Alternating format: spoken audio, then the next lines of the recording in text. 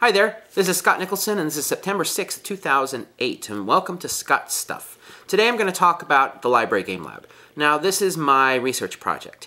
I started it last year. I was at the ALA Midwinter Conference and I saw Jenny Levine at the gaming booth where they were doing Dance Dance Revolution and talked with her a little bit about what was going on with gaming in libraries and found out that libraries were doing DDR as a way to draw in patrons. Now, I've actually been engaged with gaming for over 30 years now. I've done all sorts of gaming. Pretty much any type of gaming out there, I've done it. I don't necessarily like them all, but I've tried them all. And I knew that there was a much wider variety of gaming activities out there. And having a successful gaming experience is about matching the person to the gaming activity. And if all you have is DDR, then you're only going to be reaching out to one type of person, one type of gamer. And so I figured, well, you know, I could get involved with this. Now, as a professor at Syracuse, I have some latitude about what I'm going to research in. I've been involved with the Information Institute of Syracuse since I got there, and the Information Institute is a research center. Now, what a research center is, it's funded on grant money, and it's a collection of faculty and students coming around a set of research projects. So the Information Institute has done projects like the Virtual Reference Desk and Ask Eric and other things with virtual reference. It's directed by David Lankes, and now he's focused on looking at the library as a place of conversation, i.e. the library as this model to bring people together. And I knew that the idea of gaming in libraries, part of what was going on is libraries were trying to bring people together into a shared social space, and so it fit very well in with what the Information Institute is doing. So the Library Game Lab is one project, one research project out of the Information Institute. So we have some shared space.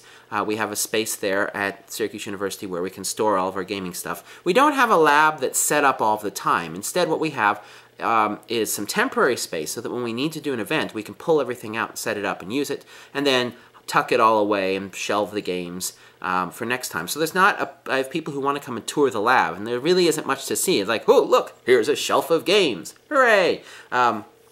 Instead, we break everything out and do activities. Now, because the lab is soft money funded, then the projects we're working on are really focused around grants.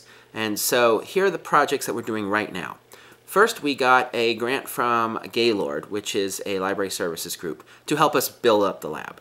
That first grant allowed us to purchase a lot of the equipment. So for the lab, we have an Xbox and Rock Band and several PlayStation 2s and DDR with both hard and soft pads, Guitar Hero, and then we have 2 Wiis, which are actually donated by Nintendo. And then various board games. And many of the board games actually were donated by game publishers out there, like Z-Man and Fantasy Flight and Rio Grande Games, as well as the Wits and Wagers folks. Thankfully, because I've been doing my board game videos at Board Games with Scott for a while, I had good connections in the board game industry and could reach out to help build up the lab and didn't have to spend what little money we had on building up the board game collection. So anyway, what we are doing is, with that stuff, is putting on demonstrations for librarians.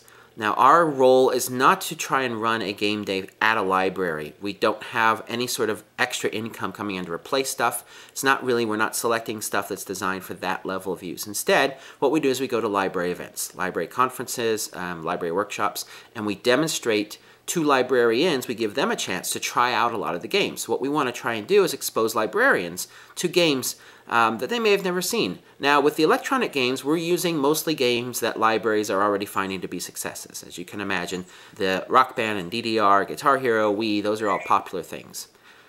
On the other hand, with the board games, we're introducing a lot of board games that people might not have seen. And so instead of having things like Monopoly and Scrabble and Risk, we have things like Blocus and Ingenious and Ticket to Ride, Ink and Gold, Transamerica. We try and introduce games that they might not have seen but would be appropriate for a library setting. And so with the board games, they're getting to see new stuff. With the video games, many times they're getting to get their hands on things that they may have only seen and not had a chance to try yet.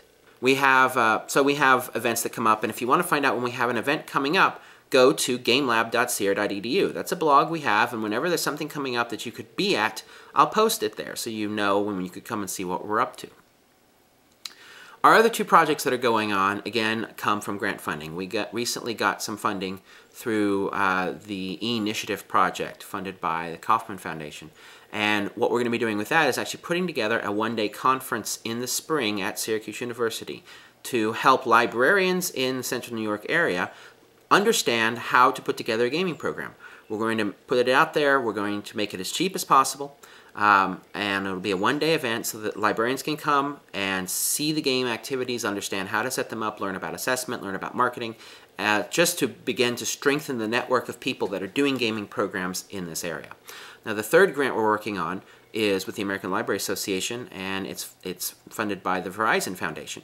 Now, this grant is a large project. There's a lot of people involved with the project, and our pieces are to do the Games and Libraries podcast, which comes out every month, as well as to develop methods of assessment for gaming programs in libraries. This one I'm pretty excited about. What we're putting together are a series of assessment tools.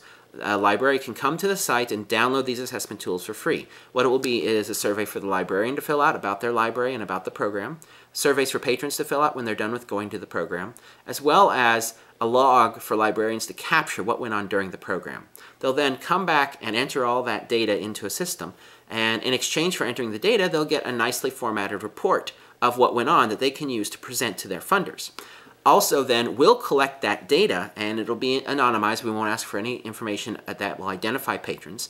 We'll collect that data, and then I'll be able to do some data mining and look for patterns as far as things that are used, demographics of libraries, what's successful, what people are actually doing, to provide that back to the field to say, here's some stuff you should consider. So I'm pretty excited about that project. That's going to be about a 2-year project that we're working on now.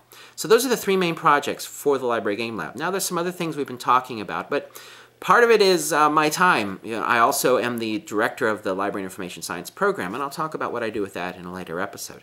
But wanted to focus today on what's going on with the Library Game Lab. So again, to learn more about it, head over to gamelab.sierra.edu. I'll talk more about our projects on future episodes of Scott Stuff. So I think that's enough for today. Bye-bye.